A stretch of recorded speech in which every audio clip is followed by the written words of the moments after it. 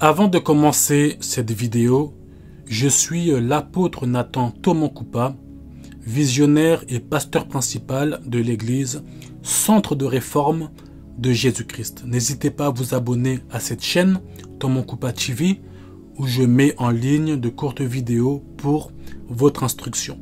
Abonnez-vous aussi à la chaîne YouTube de l'église Centre de Réforme de Jésus-Christ, l'église CRJ. Quelle attitude doit adopter un prophète face aux erreurs de prédiction? Tu es peut-être prophète de ministère ou tu es appelé au ministère, tu n'es pas encore établi. Ce message va te faire du bien. Donc, quelle attitude doit adopter un prophète face aux erreurs de prédiction?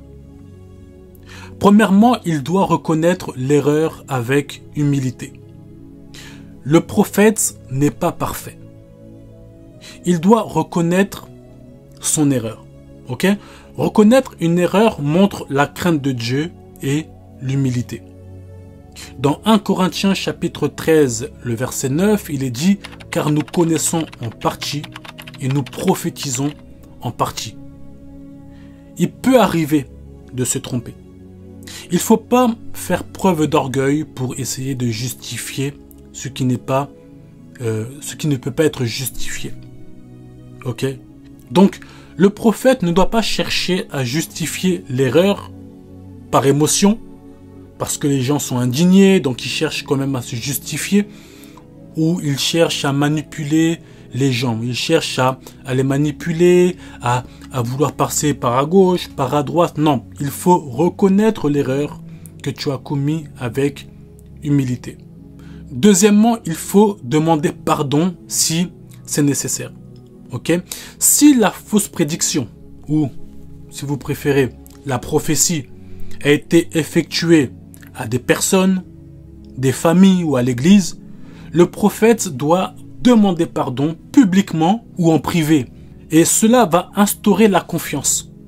Vous savez, une personne qui demande pardon, c'est différent d'une personne qui ne veut pas s'humilier, qui ne veut pas demander pardon et qui fait preuve d'orgueil. Il n'y a pas le même regard. Ok? Il n'y a pas le même regard. Donc, demander pardon instaure la confiance et protège le témoignage de Christ. Ok? Troisièmement, il faut s'examiner spirituellement. Qu'est-ce que cela veut dire? Cela veut dire que l'erreur peut venir d'un excès de zèle, d'un mauvais discernement, d'un esprit charnel ou même d'une influence spirituelle étrangère. Par exemple, il y a des personnes qui cherchent tellement des prophéties, qu'ils cherchent tellement des détails, ils veulent voir des détails, qu'au final, ils se retrouvent sous l'influence d'un esprit de divination. Et il faut s'examiner spirituellement pour savoir quelle est la source de ce qui m'arrive. Est-ce que c'est un excès de zèle? Est-ce que c'est un mauvais discernement? Est-ce que c'est un esprit charnel? Je cherche à prouver aux gens, je cherche à dépasser quelqu'un, ou est-ce que je suis sous l'influence d'un autre esprit? Ok? Donc, le prophète doit se placer devant Dieu. Je répète, le prophète doit se placer devant Dieu pour discerner la source de l'erreur. Mais combien de prophètes se placent devant Dieu? Combien de prophètes vont dans la présence de Dieu? Telle aussi est la question. Quatrièmement, le prophète doit se former et se discipliner. Ok? Ne cherchez pas à être des prophètes autodidactes.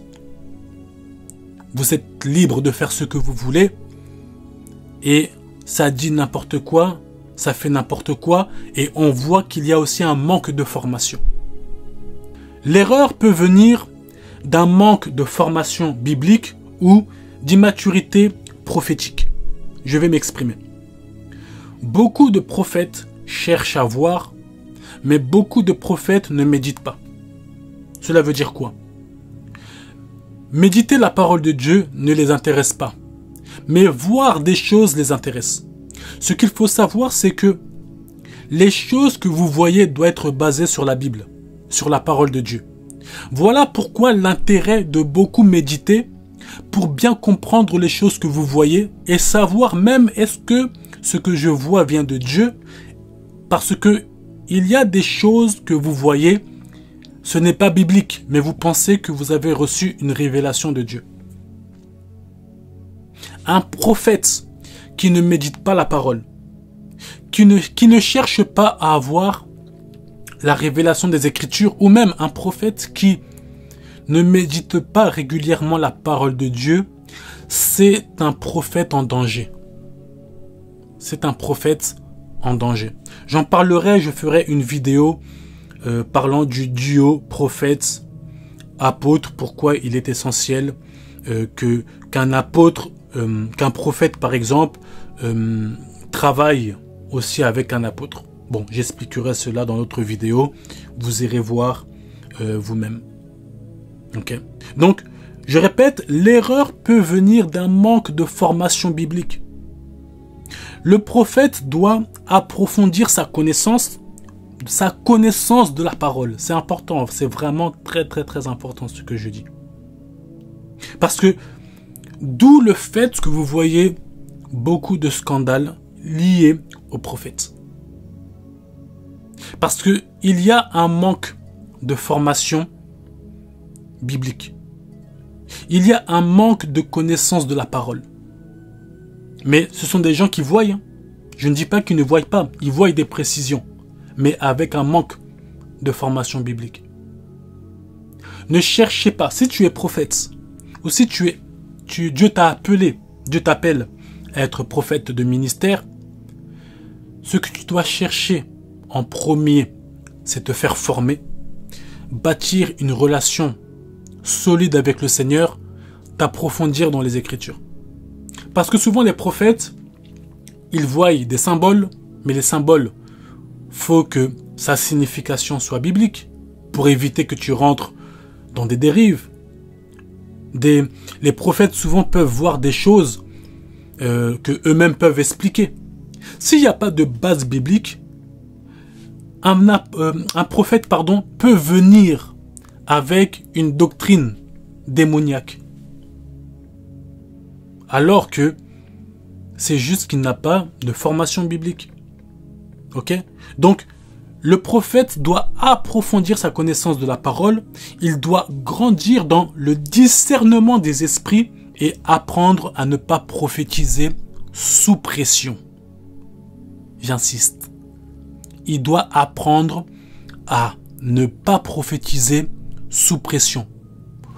Prophétise, allez prophète, avance prophète. Ça monte dans ton cœur et tu cherches à tout prix à prophétiser. Ne prophétise pas sous pression. Même si les hommes te mettent la pression, toi, décale-toi de cette pression. Écoute la voix de l'esprit. C'est la voix de l'esprit qui doit te guider. C'est pas les gens qui te crient prophétise, qui te crient avance prophète. Non. Cinquièmement, le prophète doit être prudent pour l'avenir. Je répète, le prophète doit être prudent pour l'avenir. C'est-à-dire quoi? Il est important de ne pas parler trop vite. Faut pas parler trop vite. Le prophète doit apprendre à peser ses paroles. Je répète, le prophète doit apprendre à peser ses paroles. Il doit chercher la confirmation et discerner le bon moment pour parler. Je répète, le prophète doit chercher la confirmation et discerner le bon moment pour parler. Chercher la confirmation n'est pas suffisant. Une fois que tu as la confirmation, tu dois savoir aussi quel est le moment pour parler. Il se peut que tu aies la confirmation, il se peut que tu aies la révélation, il se peut que les choses soient claires pour toi, mais il se peut aussi que ce n'est pas le moment de parler. Tu dois garder encore la chose. Ok? Proverbe chapitre 10, le verset 19, il est dit « Celui qui parle beaucoup ne manque pas de péché, mais celui qui retient ses lèvres est un homme prudent. Donc le prophète, doit être un homme prudent. Et sixièmement, c'est là que je vais terminer, le prophète doit rester dans l'amour et l'humilité. Ok? Souvent, les gens disent que les prophètes sont orgueilleux, ils ne sont pas humbles. Un prophète doit vivre et rester dans l'amour et dans l'humilité.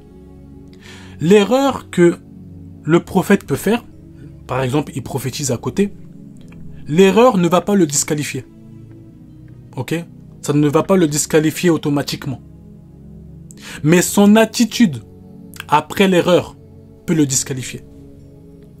Voilà pourquoi tout à l'heure j'ai parlé de la différence entre un prophète qui vient demander pardon et un prophète qui vient se justifier et manipuler les gens parce qu'il a fait une erreur. Lui peut être disqualifié à cause de ce qu'il fait après son erreur. Mais l'autre qui a fait une erreur et qui demande pardon ne va pas forcément être disqualifié. Le fait qu'il se répand, ça donne même de la confiance aux gens. Mais l'autre, ça peut donner de la méfiance. Ok? Donc, si le prophète, après son erreur, il reste humble, transparent et enseignable, Dieu continuera à l'utiliser.